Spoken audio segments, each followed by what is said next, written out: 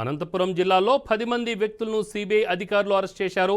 Seize చేసిన వాహనాలను gas కట్టర్ల సహాయంతో కట్ చేస్తున్న దుండగులను అదుపులోకి తీసుకున్నారు. డి హరేహాల్ మండలంలోని ఓబులాపురం మైన్స్లో ఈ ఘటన చోటు చేసుకుంది.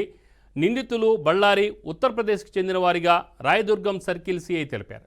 టీడీపీకి చెందిన సిద్ధాపురం భాస్కర్తో కలిసి ఓఎంసీలో జేసీబీ హిటాచీలను కట్ చేస్తున్నట్లు పోలీసులు గుర్తించారు. వాటి విలువ 13 లక్షల రూపాయల 48,000 రూపాయల వరకు ఉంటుందని సిఐ అన్నారు.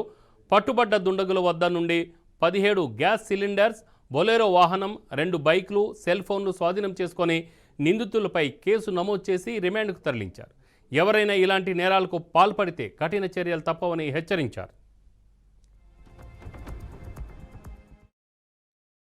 మండలంలో ఓబులాపురం గ్రామ శివార్లలో పాత ఓఎంసీ సిబిఐ సీజ్ చేసిన మైనింగ్ ఏరియాలో కొంతమంది వ్యక్తులు అక్కడ ఉన్నటువంటి వాహనాల లెక్క గ్యాస్ కట్టర్లతో కట్ చేసి స్క్రాప్ లాగా మార్చి దాన్ని అక్రమంగా ఫ్యాక్టరీలకు తరలించి అమ్ముకుందామనే క్రమంలో భాగంగా నిన్నటి రోజున సుమారు 10 మందిని మేము అరెస్ట్ చేసి వాళ్ళ దగ్గర నుండి స్క్రాప్ను మరియు వాహనాలను సంబంధించిన పరికరాలందరూ కూడా స్వాధీనం చేసుకోవడం జరిగింది.